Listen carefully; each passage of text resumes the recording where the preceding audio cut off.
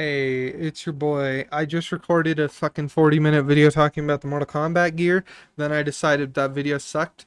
So instead, I'm just going to talk about it in a little faster manner, essentially, and have my thoughts concentrated. So Mortal Kombat 1 is around the corner, and I'm a pretty big gamer, just a pretty big Mortal Kombat fan. Wouldn't exactly call me like a super fan or anything, but I played some Mortal Kombats in my time. I grew up on them for sure. They're my favorite fighting game series, and I just have to talk about the one or two things that I think Mortal Kombat 1 needs to improve slash get rid of. And obviously, from what you can see right here, it's gear.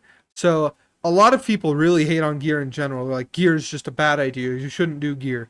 I completely disagree with that. I think gear for a lot of characters is really, really cool. You can have all these cool scorpion masks or whatever, all these cool Iceman, I almost called him. Oh my god, Sub-Zero masks and shit. Like, you can get some really cool stuff. You can even get some cool skins for every single character that look really unique and like change how they look completely. You can get like Deception Sub-Zero and stuff, and it looks really nice. Like, look at this Rain. These are all three Rain, and they look so different. I think that's a good thing. I think having customization like that is cool. There's a problem though with the gear in general. First of all, with certain characters, because certain characters it's just not that good on. Like Shang Tsung, his gear is you have like some arm gauntlets, a little flask thing, and you have I think it's his scroll, which you see like none of that. It's so hard to even notice. Um, unless you're like really paying attention. But then, like I said, other characters like Scorpion, Sub Zero, mostly the ninjas, Johnny Cage, like Luke Kang. Did I just say Luke King or Luke Kang? Luke Kang is who I meant. I don't know what I just said, but there's really good stuff for them. Other characters don't benefit as well. So I think some characters, I don't know like what to do about it, but they just need better. You need better choices essentially. Like Sonya, you can customize her armbands, her drone turret thing, which you barely see, and it's one other thing that I don't even remember. Is it her gun? I feel like it's not her gun. Oh, it's her hat. Her hat, which that is actually noticeable. Um, so the gear is just kind of uneven. So I'm hoping they either fully like make every character's gear feel like it's changing stuff, or something, because that was like a big problem of mine. But that's not what I'm mainly here for the gear. What I'm mainly coming for is the way you have to get it. It is so ass the way you have to get this gear. It feels horrible. You there's like I don't know if I'm doing it the best way or not, but there's been two ways I've seen that you can get a lot of gear. First is the crypt, which is completely RNG. Well, not completely, but mostly RNG, and a whole lot of coins, which you get coins from just playing the game. I think you get them from any mode. Specifically towers, though, you get quite a bit.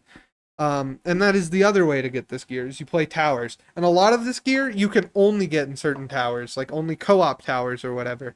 And that is so annoying because let's say there's this gear piece you really, really want. Uh, or in another thing that they also do is they have skins that are locked behind the Combat League, which is their competitive mode essentially. So if you didn't play then, you gotta have them go into your shop, I think, for it to be able to be bought. And the shop resets like once a day, and it has like two skins in it, so it's fucking useless. Can't get the skins I want. So for me, for an example, I had Deception Sub Zero on my old account, but because I had to switch to a new PlayStation account, I don't have Deception Sub Zero anymore, and it makes me not want to play Sub Zero nearly as much because I'm stuck with my level one fucking lame Sub Zero. Give me my cool ass Deception Sub Zero back.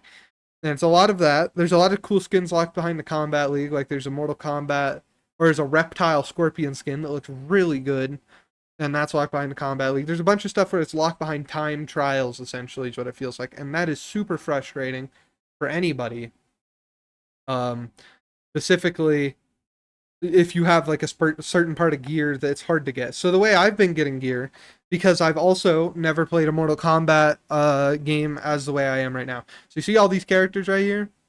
I have played in the old games. My number one main was always Sub Zero. Then at some point, I think it was in the PSP era, I got I think Deception or one of the other games that was on my PSP, one of the Mortal Kombat 3D games. and Cyrax was in it, and I played so much Cyrax, bro. I was the number one Cyrax fan. Mortal Kombat 9, I took a little break. Didn't play Mortal Kombat 9 for some reason. I don't know. I think I just like didn't even know it came out because I was still kind of a kid. And then Mortal Kombat X came out, and I played a lot of Mortal Kombat X, and I'll tell you my main in Mortal Kombat X was Scorpion. Because I've just never played Scorpion in my life before, and I was like, you know what, I should probably main this guy. And then, if you're also wondering, in the other two in NRS games, in both Injustice games, I made Batman and Scarecrow. And notice how I'm just saying one character for each? It's because I literally just chose a character and only played them. I literally would only play them. And sure, it gets you extremely good at that one character, but it would mean that I was essentially locked into that one character, and I never experienced a lot of these other characters. So Mortal Kombat 11 rolled around. I still didn't exactly know what I was doing, so the first beta came out, and I played Baraka, and I just stuck to Baraka for a really long time. He was really fun. And then I recently rebought it, and I was maining Raiden for a long time. But then I decided, you know what, with Mortal Kombat 1 around the corner, I'm just going to start playing everybody essentially. So I've been playing through everybody's towers to get all of their gear and like learn them. And I hate that because certain characters are just do not like, and their towers are six fucking, you have to go through six whole towers. And you might be like, well, Ryan, just don't play that character. And well, yes, that is a very good point. I still think it's annoying that I have to play the towers to get their gear. Like, to make my Sonya look good, I had to play through four whole towers. And I think that's some really frustrating game mechanics because I would have much, much, much rather just played, like, I don't know, like played some online or something to get them, or just literally go into a crypt with the currency I have and just find this fucking chest that has it in it. Like, look up a guide, like, oh, this is where this is. Personally, at least. Um, that's pretty cool. But there's a lot that I think Gear has problems with, but I do not think, once again, I think that Gear is actually a pretty cool idea as long as it's done well, I guess. Because like I'm looking through these characters, like Fujin, he's another example of someone who I just do not think has like interesting gear really. He's better than some other people, but then like look at, I don't know, Rain.